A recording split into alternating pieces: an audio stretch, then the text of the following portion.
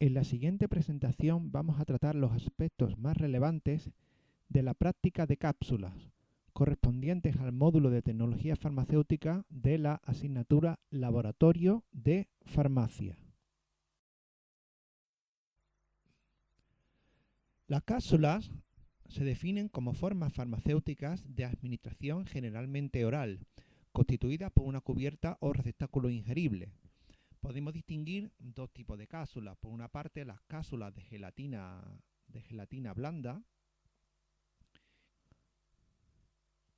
poseen formas y volumen variable, puesto que se adaptan a los requerimientos concretos del formulador o del laboratorio que las elabora. Por otra parte, las cápsulas de gelatina dura poseen una serie de tamaños predefinidos. Está constituida por dos piezas, una que se denomina el receptáculo, la caja o el cuerpo de la cápsula, y otro que sería la cabeza o tapadera. Debido a que, o gracias a que poseen un espacio vacío, ese espacio se puede rellenar con una amplia variedad de formulaciones. En la siguiente tabla aparecen recogidas las dimensiones estándar de las diferentes cápsulas de gelatina dura disponibles. Los tamaños van de mayor a menor codificados por unos números, desde el 000 hasta el número 5. El volumen que aparece en la tabla se refiere al volumen del cuerpo, es decir, el volumen libre disponible que se rellenaría con la formulación. Como les comentaba, las cápsulas de gelatina dura pueden rellenarse con una amplia variedad de formulaciones, desde las más sencillas, que serían los sólidos pulverulentos, constituidos por principios activos y, en su caso, la adición de diluyentes o agentes de carga, tales como lactosa, manitol, fosfato cálcico. Se puede adicionar de forma opcional algún agente regulador de flujo para mejorar las propiedades reológicas del polvo resultante, o incluso en algún humectante, en el caso de que la fórmula sea muy hidrófoba. Este humectante facilitaría el contacto de dicha fórmula con los jugos del tracto gastrointestinal, favoreciendo de esa forma la humectación de la misma y el inicio del proceso de disolución. Otras fórmulas que pueden hallarse en el interior. Aquí pueden observar cápsulas rellenas de un líquido oleoso con su banda de gelatina que sirve para el cierre hermético y no haya fugas de fluido. Bueno, muy importante a la hora de realizar la elaboración de cápsulas a nivel oficinal es que las prescripciones de las cápsulas siempre nos llegan expresadas en peso, pero el llenado de las cápsulas es un llenado de tipo volumétrico. Por tanto, deberemos preparar un volumen de formulación que sea igual al volumen del conjunto de unidades que queremos elaborar, para que cuando repartamos la formulación por todas las unidades, todas las cápsulas queden completas y uniformemente llenas. De esta forma nos aseguraríamos que a todas les ha tocado la misma cantidad de formulación y así podrían satisfacer el ensayo de uniformidad de masa.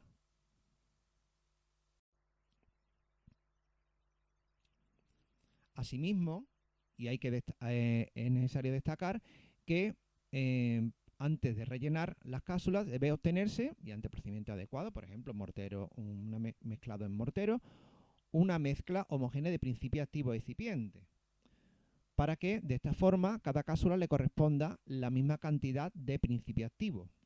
Es decir, cuando vayamos a repartir la fórmula sabiendo que queda repartido uniformemente en las cápsulas, esta fórmula debe ser una mezcla homogénea.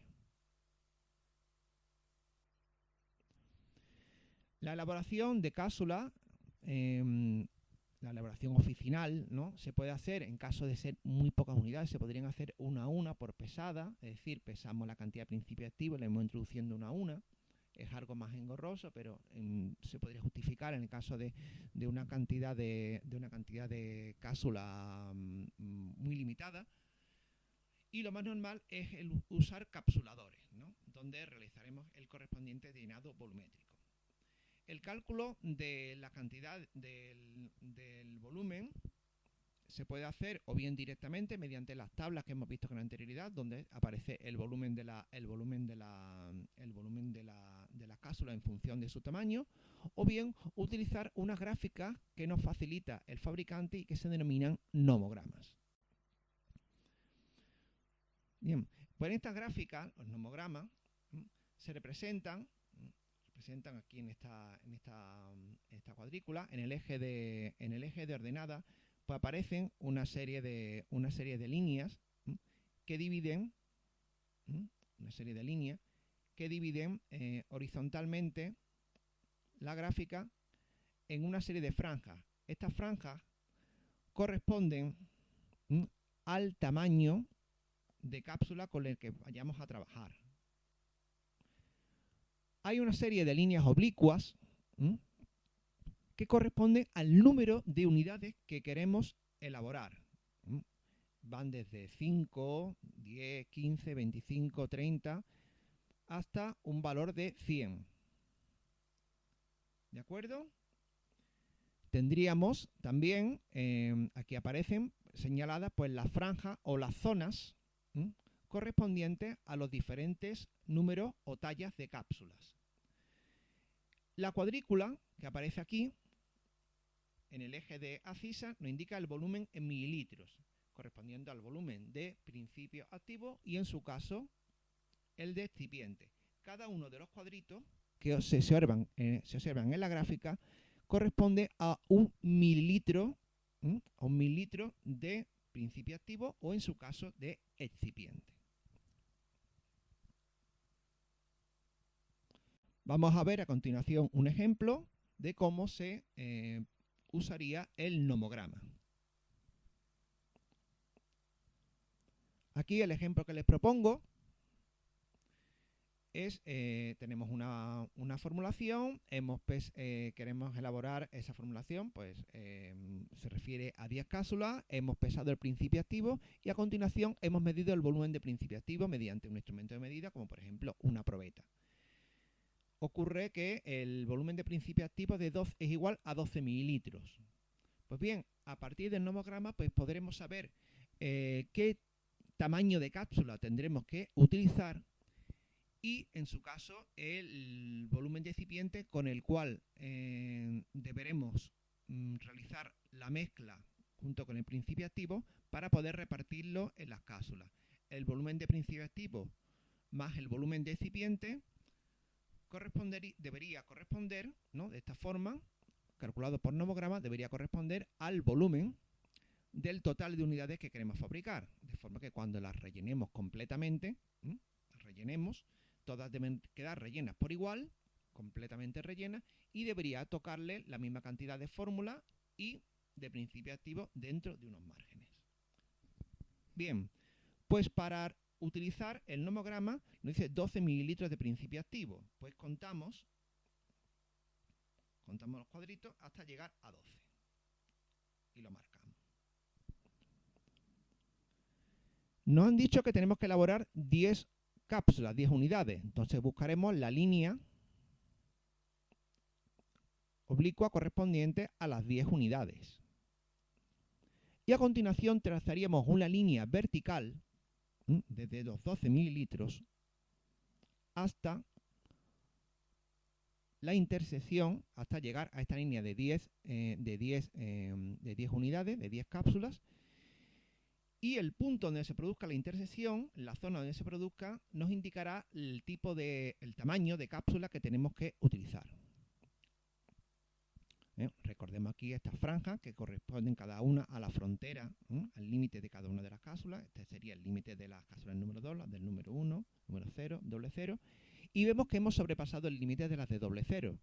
Por tanto, nos hallaríamos en la zona del triple cero. Por tanto, ya sabemos que tenemos que elaborar, tenemos que recurrir a cápsulas del triple cero para elaborar esta fórmula.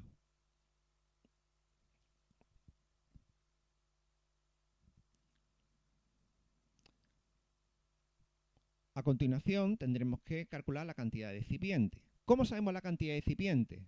Pues, en este caso, lo que haríamos es continuar trazando la línea, esta línea vertical, trazarla hasta el límite de las cápsulas del triple cero, hasta la frontera, hasta el límite de la franja de las cápsulas del triple cero. Y observar el intervalo, o el salto, o el segmento, la longitud del segmento que hay entre la intersección de esta línea, con la cápsula triple cero, de los 12 mililitros con la línea de triple cero, y el punto donde se produce la intersección de la línea de las 10 unidades con las cápsulas del triple cero. Vemos que aquí hay un salto correspondiente a 3 cuadritos y por tanto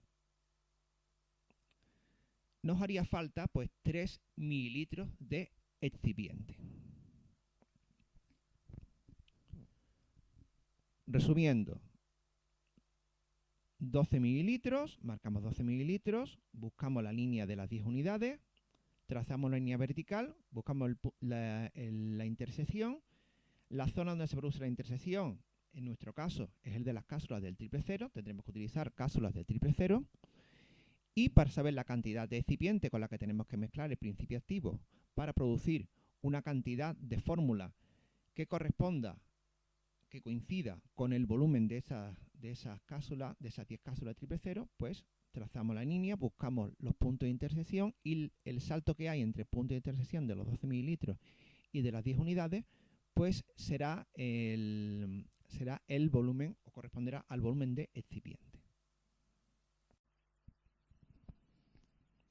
Otro ejemplo que les propongo es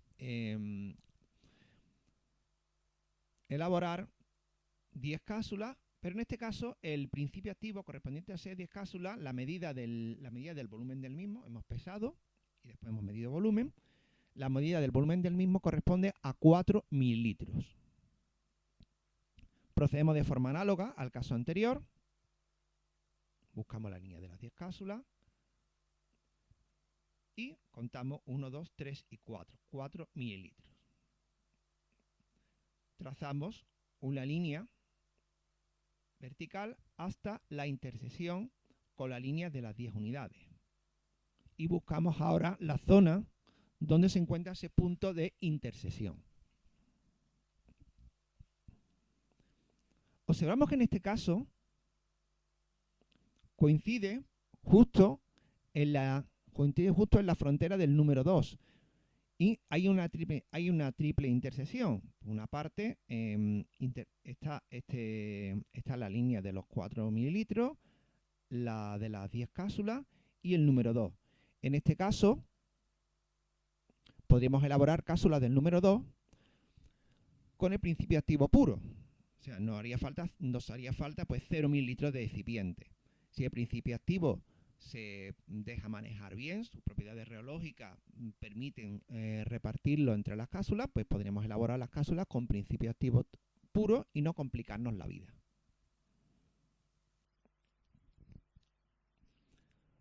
También el nomograma nos permite,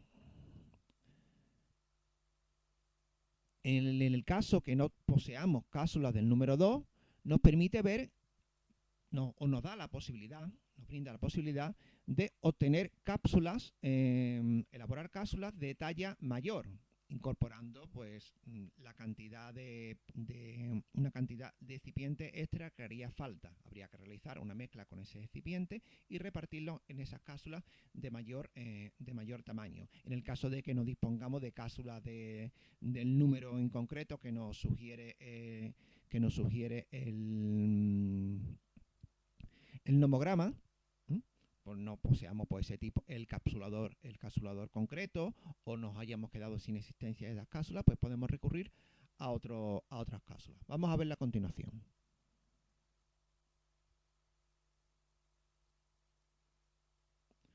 Partimos del mismo ejemplo del caso anterior, 4 mililitros de principio activo para 10 cápsulas. Hemos expresado ese principio activo, hemos medido su volumen y hemos visto que ocupa 4 mililitros.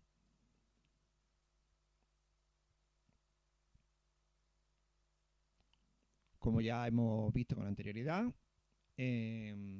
la primera opción pues sería elaborar cápsulas del número 2 con 0 mililitros de excipiente. Pero supongamos que no tenemos, por lo que sea, pues no tenemos cápsulas del número 2 o no poseemos el capsulador. Tenemos capsuladores para otro tipo de cápsula. Pues podríamos elaborar pues cápsulas de otros tamaños. Por ejemplo, podríamos elaborar cápsulas del número 1 simplemente alargando la línea hasta la zona, la frontera del número 1 y observando el gap o el salto que hay entre la intersección de la línea de las 10 unidades y la línea de los 4 mililitros, pues vemos que hay un salto correspondiente a 1 mililitro de excipiente. Es decir, podríamos elaborar cápsulas del número 1 mezclando el principio activo con 1 mililitro de excipiente. De forma análoga, podríamos elaborar cápsulas del número 0, simplemente prolongando esta línea hasta buscar el punto de corte con la zona límite, con el límite superior de la franja del 0, que se encuentra aquí, y observar el gap o el salto que hay entre este punto de intersección y el de las 10 unidades. En este caso pues serían 1, 2 y 3 mililitros de excipiente. Y para el caso, si no tuviésemos, podríamos ir incluso al doble cero. En este caso, el salto sería pues de 1, 2, 3, 4, 5, 6. Habría que añadir 6 mililitros de excipiente, hacer una mezcla del principio activo con 6 mililitros de excipiente y nos daría un volumen de mezcla para repartir en 10 unidades de cápsulas del doble cero. ¿De acuerdo? En la siguiente diapositiva se representa el capsulador, ¿no? Que es el equipo que nos permite realizar la operación de llenado de las cápsulas. En realidad sería la operación tanto de apertura de las cápsulas, llenado de las mismas y posterior, como un último paso, sería el cierre de las mismas. Está compuesto por diferentes partes, una placa transparente con 2 pestañitas para cerrarla. Aquí se encuentran una serie de placas perforadas. Van siempre en colores alternos, blanco, negro, blanco. Siempre van en colores alternos. Tienen una serie de números, unos números que tienen que estar mirando hacia el operario, siempre orientado hacia el operario. Es un código donde el primer número corresponde al tamaño o la talla de la cápsula, ¿vale? Estos capsuladores están diseñados para trabajar con 100 cápsulas. Podrían trabajarse con un menor número de cápsulas siempre y cuando pues podamos limitar de alguna forma los orificios vacíos, ¿no? Que lo veremos a continuación cómo se hace. También posee una serie de partes que son unas asas para mover la placa superior. Estas placas con orificios ya se las he comentado. Y tenemos aquí unos tornillos interiores, unos tornillos inferiores que sirven para el ajuste fino de la altura de las cápsulas. Y aquí tenemos un tornillo de apriete. Este tornillo de apriete únicamente se usa para separar las cabezas de los cuerpos. El resto del tiempo este tornillo de apriete tiene que permanecer completamente suelto. Eso es importantísimo.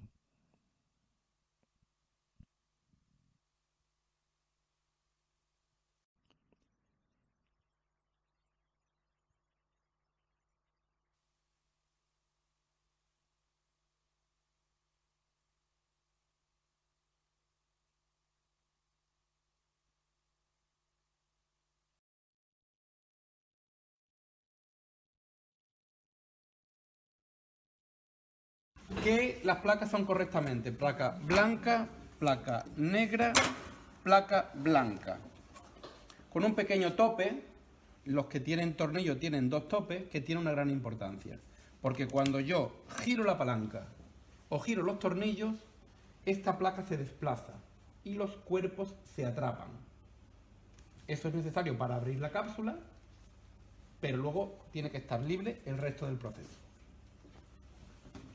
Verificamos que el número mira hacia nosotros, levantamos la tapa, cogemos nuestras cápsulas, las colocamos con el cuerpo hacia abajo, que a veces hay errores y lo colocamos al contrario. Como regla general, si tenemos que apretar y forzar, significa que no va bien. Colocamos los cuerpos hacia abajo y presionamos para que el cuerpo entre bien, porque si el cuerpo no entra bien, luego no se atrapa. Los cuerpos están colocados, cerramos y cerramos. Si se me olvida que tengo que girar la palanca e intento tirar, que la forma de tirar es las palmas sobre estos asideros y con los dedos tiramos, pues evidentemente sí, algunas se puede abrir por casualidad, pero no se abren, porque los cuerpos no están atrapados. Entonces, volvemos a colocar, desplazamos la palanca hasta esta posición como máximo, porque si lo desplazamos más, significa que luego no vamos a poder abrir. Entonces desplazamos a esta posición como máximo o giramos los tornillos fuerte. Si nos duelen un poquito los dedos no pasa nada, las cápsulas no se van a estropear. Y una vez que ya he atrapado los cuerpos, porque al desplazar la palanca o girar los tornillos, la placa inferior se desplaza, coloco mis palmas sobre el asidero, los 4 dedos sobre la placa blanca superior, tiro y se abre. Evidentemente, hay algunos que ahora dicen, oiga, que esto no baja, que yo esto no puedo llenarlo. Si giramos la palanca o liberamos los tornillos, vuelve a su posición adecuada. Lo ideal es que cuando yo pase el dedo o pase la espátula no haya rozamiento, pero tampoco deben estar muy inferiores, porque entonces se pueden caer e incluso aumentar el volumen y nos faltaría producto. A ras. Un error grave sería colocar las cápsulas para abrirlas directamente sobre la placa negra. Eso bloquea todo. En las cápsulas hay que colocarlo sobre la placa blanca. Una vez que tenemos ya las cápsulas a nivel, cogemos nuestra mezcla ya preparada y con una espátula repartimos. Hay capsuladores que está esto bloqueado con fixo, con lo cual tenemos mucha zona de trabajo. Los capsuladores con palanca no están bloqueados. Disponemos de un dispositivo, a ver si leo uno para del producto. Ojo que hay dos tamaños. Para cápsulas del número 0, que es este grande, y para el 1 y el 2 es más finito. Si por error lo tenemos confundido y no nos entra, no apretemos porque también se bloquea. Colocamos el obturador, repartimos el producto. Lo ideal es que quede totalmente lleno. Si nos falta producto, no tiene solución. Si nos sobra producto, hay un pequeño truco que es cogiendo siempre por la parte metálica, nunca por las placas porque entonces ya se nos moverían, damos pequeños golpes para generar un espacio vacío suficiente para llenar el polvo. Tampoco podemos pasarnos con los golpes, porque entonces algunos se llenarán y otros no. Lo ideal es que cuando pasemos los profesores para ver cómo cerráis, el nivel de polvo esté a nivel de la superficie de la placa negra.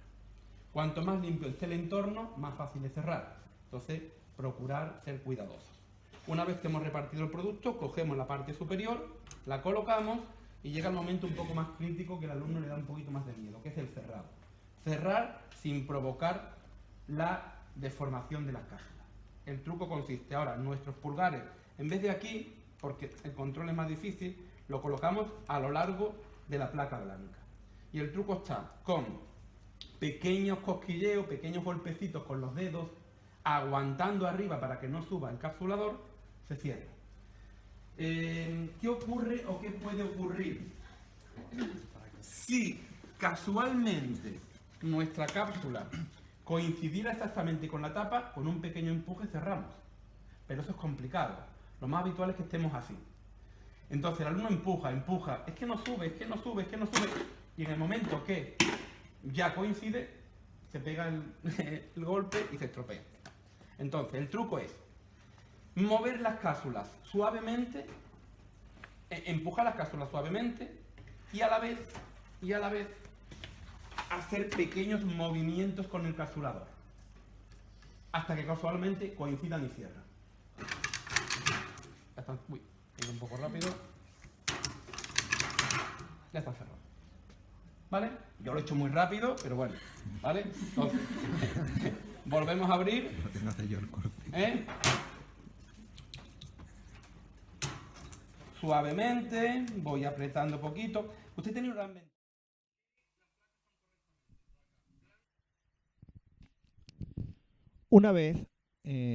Una vez cerradas completamente las cápsulas, hay que realizarle el cierre de seguridad, se someterían a una serie de ensayos o controles. El ensayo más común en una oficina de farmacia, en un ensayo de uniformidad de masa. Observar que la fórmula se ha repartido de forma uniforme entre las unidades fabricadas. El ensayo de uniformidad de masa pesaríamos pues 20 unidades o las que se hayan fabricado, y el peso correspondería a la diferencia entre llena y vacía. Eso se hace pues simplemente tarando nuestra balanza de precisión, tarando con una cápsula que se encuentre vacía, taramos, y a continuación pesamos las unidades una a una. Apuntamos el peso, calculamos el peso medio, y dependiendo de la magnitud del peso medio, si es inferior a 300 miligramos, admitimos una tolerancia del más menos 10% del peso medio. En el caso de que se iguale o supere los 300 miligramos de contenido, en cuanto de fórmula que vehiculiza la cápsula, nos centraríamos trabajaríamos con una tolerancia del más menos 7,5%. Calcularíamos el intervalo, 7,5 por arriba, 7,5 por abajo del peso medio, 7,5%, y tendríamos que ver una a una si se hallan dentro de ese intervalo. Si todas las cápsulas están dentro de ese intervalo, perfecto, ¿no? Satisface el ensayo.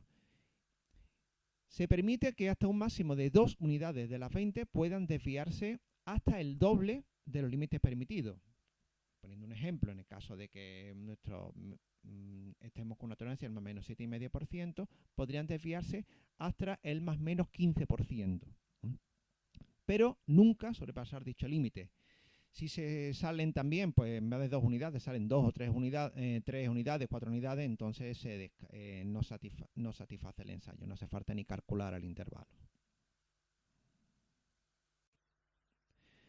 Por último, procederíamos al acondicionamiento de las cápsulas, y para ello, en nuestro laboratorio, recurrimos a lo que es una emblistadora manual. También podría realizarse de forma alternativa el acondicionamiento en frascos, en otro tipo de envase. La conservación en cualquier caso se debe realizar en lugares frescos y secos, evitando la exposición a temperaturas elevadas, puesto que ello afecta a la cubierta de las cápsulas, y también, por supuesto, podría afectar a la estabilidad de la fórmula que se haya contenida en el interior de las mismas. En resumen, para la elaboración de cápsulas tendremos que emplear las indicaciones, seguir al pie de la letra las indicaciones recogidas en el procedimiento normalizado de trabajo, que es lo que aparece en su cuaderno. El procedimiento normalizado de trabajo es un documento, que son una serie de instrucciones que tiene que realizar el operario para obtener unos resultados consistentes. Los procedimientos normalizados de trabajo que aparecen en el cuaderno proceden de un texto oficial que se denomina Formulario Nacional, y se ha realizado una adaptación de dicho documento para la realización de las prácticas. Pues bien, el procedimiento para la elaboración oficina de cápsulas, en primer lugar, es pesar el principio activo necesario para elaborar todas las unidades que se nos soliciten en la fórmula prescrita, porque esto viene por una prescripción facultativa. A continuación, procederíamos a medir el volumen de todo el principio activo mediante un instrumento de medida, como puede ser una probeta. Hay que tener cuidado de no compactar, que modificaría la lectura del volumen, modificaría el volumen aparente, ya no sería volumen aparente si compactamos, y nos daría una lectura errónea. Recuerden que la fórmula que queremos elaborar debe coincidir en volumen con el conjunto de las unidades que queremos rellenar, para que ni nos sobre ni nos falte producto. pasaríamos con el dato del número de unidades que queremos fabricar y el volumen de principio activo a utilizar el nomograma tal y como hemos visto en las diapositivas anteriores. Y una vez averiguado el volumen de excipiente, mediríamos ese volumen y realizaríamos un mezclado suave con mortero y espátula. Ese mezclado tiene como objetivo la obtención de esa mezcla homogénea que deseamos sin producirse modificaciones del volumen aparente. Una vez que tengamos esa mezcla, se procede a repartirla en las cápsulas vacías mediante el uso que se encuentran en el capsulador, ¿no? Mediante el uso de una espátula, y se reparte de forma uniforme y se cierra en las cápsulas, tal y como hemos visto en el vídeo anterior. Se procedería a continuación a realización del control sobre las cápsulas terminadas, control de uniformidad de masa y por último al acondicionamiento de las mismas. Por último, quería comentar, para terminar esta presentación de cápsulas, un par de problemas prácticos que pueden aparecer a la hora del llenado de las cápsulas. Puede ocurrir, por una parte, que nos sobre producto. O sea, cuando estemos llenando las cápsulas vemos que nos sobra producto. ¿Esto a qué puede deberse? Bueno, en primer lugar podría deberse a un cálculo erróneo, a un uso erróneo del nomograma. Otra posibilidad es que a la hora de medir el volumen de principio activo compactemos en exceso a la hora de medir en probeta y nos dé un volumen inferior al volumen aparente. Eso dará lugar a que cuando usemos el nomograma calculemos una cantidad mayor de excipiente de la debida, lo cual, unido al momento en que se mezcle con el principio activo volverá a airearse y a recuperar su volumen aparente inicial. Eso dará lugar a un aumento del volumen de la fórmula. ¿Cómo se debe proceder en esos casos? En esos casos lo que debe hacerse es intentar introducir toda la fórmula en el interior de las cápsulas, ya sea pues golpeando levemente el capsulador para hacer que el polvo descienda por el interior de las cápsulas y dejar así espacio libre para la introducción de más cantidad de formulación, o bien utilizar un punzón para compactar la formulación que ya ha entrado en el interior de las cápsulas para así dejar espacio libre y seguir rellenando. En ningún caso se debería descartar la formulación, o sea, con el sobrante no se puede eliminar, puesto que ahí hay principio activo y por tanto las cápsulas quedarían infradosificadas. Otro problema que nos podemos encontrar es que nos falte producto. Eso puede deberse o bien a un uso erróneo del nomograma, o también puede deberse a que durante el proceso de mezclado cambien las características granulométricas del polvo. Es decir, si mezclamos de forma